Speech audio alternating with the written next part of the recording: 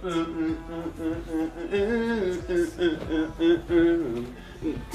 laundry looks good on me. Oh yeah, it's so fucking filthy. Oh God, what are you doing, Alex? What are you doing? This is my closet. Don't come in here unless your name's Johnny.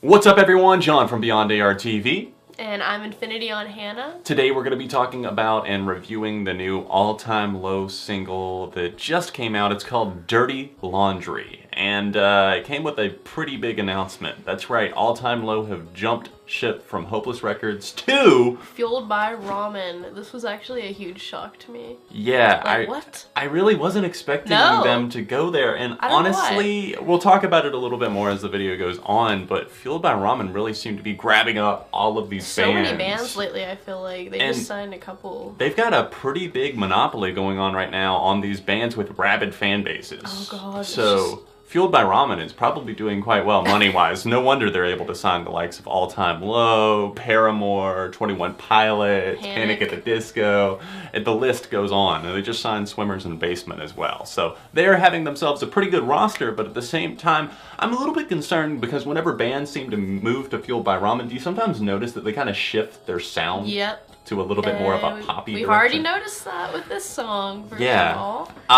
It's honestly pretty unavoidable to kind of talk about the elephant in the room, and that is the fact that this All Time Low song, while nothing that we haven't seen from them before, I don't think it's very strong as a single. No, especially for the first single, like, this is just not, like you said, it's not strong enough. I don't think the chorus is big enough, and it's kind of boring.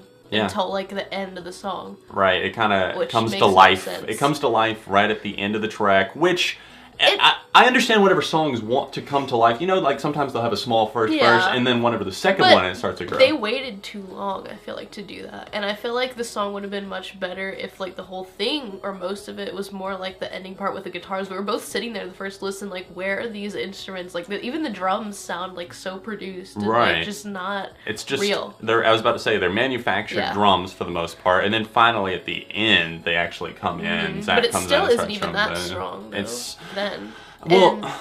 It's one of those things that I feel like All Time Low are trying to go for this certain sound, but at the same time, I don't really know if they're pulling it off all that well. It's like, okay, they've done it on songs like Too Much and Edge of Tonight on Future Hearts. Yeah, those are exactly the first two songs that I came to my mind when I heard this one. And that's not exactly, those are two of my least favorite All Time Low tracks. They're experimental, but like, they're not memorable. Right. Especially with Too Much, there was too much emphasis on like the auto-tune on the vocals, and not saying that that's the case here, it's just that it's a very kind of dry, airy beat that's going on throughout the first part. And his vocal parts, like where he's like that ooh ooh ooh ooh or whatever part, like I just can't imagine that live. Like I feel like it would be so boring until the very end of the song. Like people are gonna be sitting there like well, you know? That's the thing, whenever I see bands change their sound like that sometimes, it's just you'll go see that band play that song in a live setting and people just kinda stand there and it's just like ooh ooh ooh ooh. Like that's just not gonna work.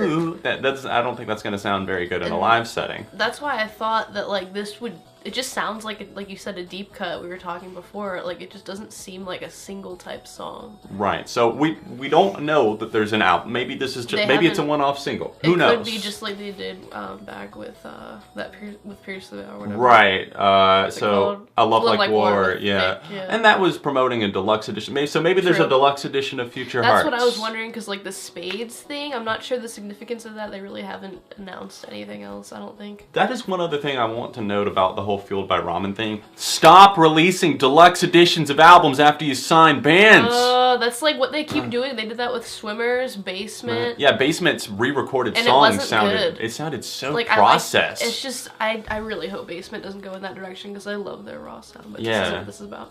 Yeah, exactly. Fueled by Ramen though, like they just tend to, I don't know. It's like they really want to commercialize everything. I know. It's so weird. Like. And I feel like some bands they leave alone just because they're so big and they've been signed to them for so long, like Paramore, Panic. And, yeah, well, they've been on it for like years and years, but people that just signed to it, I feel like they kind of change pace. It's like, here's what we want you to do, this is what we're looking for with our sound. And bands like Basement. Swimmers definitely have poppy aspects to them, but getting back on track with the whole All Time Low thing, I don't think this is a very strong single, whatever it is exactly.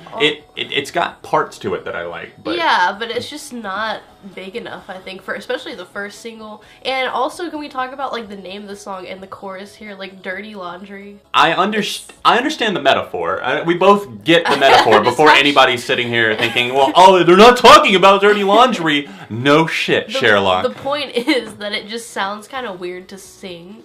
Right. It's like, I mean, when you first like hear it, it's like, what? Okay, so let's talk about exactly what they're meaning by that. Oh, we get it. Like they're talking baggage, about, yeah, like, exactly, the demons of your past, or else the mistakes that you made in the past. I get it, but singing "dirty laundry," I just can't. Yeah, dirty laundry. Oh, I'm airing it out. You know?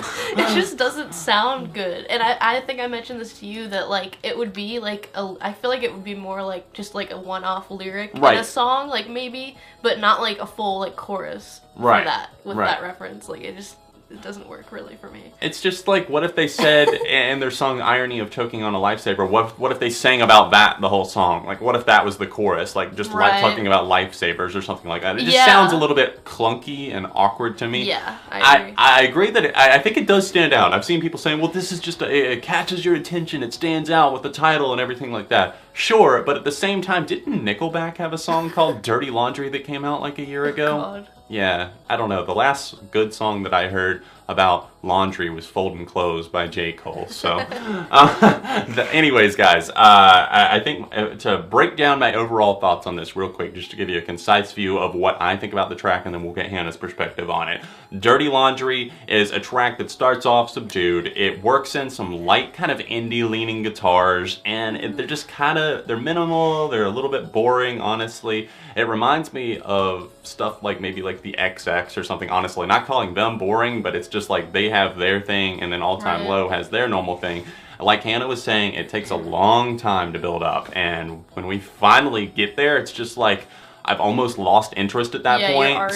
I already would have clicked off, like, you know. And whenever it does kick in, it sounds good, and I like that Alex gets a little bit more aggressive, Jack gets a little bit more showtime on the guitar, but it's nothing like blowing me away or anything like that. It's just like, okay, this is All Time Low at the very end of the track. And still, like we were talking about there, the metaphor, I like it. I like that he's saying, like, leave it behind. That's a good message, like, leave the stuff in the past. It's clever, most of what he's talking about. I think the lyrics are probably the best thing about the song, asterisk, because the title, "Dirty Laundry," I don't know. I get it. It grabs the attention. It's a little too easy, though. It's a little too easy. Yeah, I'll say that. So overall for me, I'm going to have to go with like 2.5 out of 5, maybe a 3 at best. It's grown on me a little bit, but just in like paying attention to the lyrics, I think that's helped some. But what do you think? Yeah, I genuinely, like you said, the end of the song is what really captures my attention. If the full song was like that,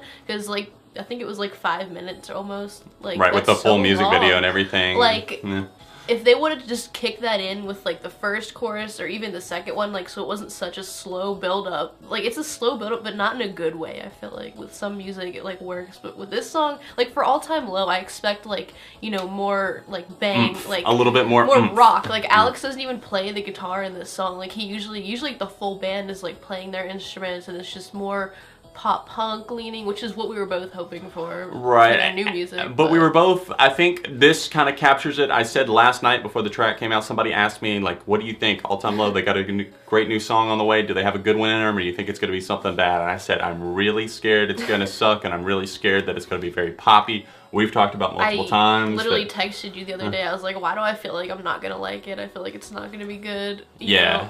And not that it's not good, it's just not good They set enough. the bar so high for themselves. Right, especially with Don't Panic. Like, and even parts, I mean, Future Hearts I still really liked as an album. I gave the album a 4 out of 5, if that says anything. The album. Like, it's a good album. I just would hope that they kind of went back a little bit more like a Heart, but it feels like they're going in the other direct, like more further into the Future Hearts, like more pop. Right, and I feel less like instruments. I thought at first whenever they signed to a different label back in the day with Dirty Work, not that that is an awful album, I said that, I've got an upcoming video this Sunday about underrated all-time low tracks. As I said there, and I'll reiterate now, I don't think that Dirty Work is a bad album per se. I just think that it had a lot of misfires on it just because they were pushed in certain directions. And I thought that they had kind of learned their lesson from that with Don't Panic and even most of Future Hearts. And I'm not saying that whatever they put out in the future is going to be bad. I just think that I'm a little bit worried, but hey, this is just one song. I don't think the lyrics are a step back necessarily. Right. I think they're still coming up with clever stuff. So here's to the future. I hope that they will do something cool. I'm a big fan of these guys. I've reviewed all of their albums except for The Party Scene. So if you would like to see that, there's gonna be an annotation on screen right here at the end. What do you think for a track rating on this though? Well, how many times have you listened to it? Like 6 or 7 times. It takes me a long time to for stuff to grow on me, so I'm not really sure. Maybe a 2.5 right now. 2. Yeah. First listen, maybe like a 2, but yeah, 2.5. I don't know. Maybe I'll like it later, but still, I feel like the beginning is just too boring for me. I kind of feel like it reiterates my thoughts on the little song that they put out last fall. I just didn't care about it, and I haven't come back to it since then. I don't even remember the name of that song. That's how disconnected I am from that. Yeah, but anyways, guys, thanks for watching. Make sure you check out Hannah's channel. It's going to be linked in the description. And Hannah, please don't kick the camera anymore. Sorry. Trying not to spit on this chair. It keeps turning that. Discography reviews for All Time Low right here. Another track review for Linkin Park's Heavy right here that came out yesterday. Other than that, we'll see you very soon right here on Beyond AR TV.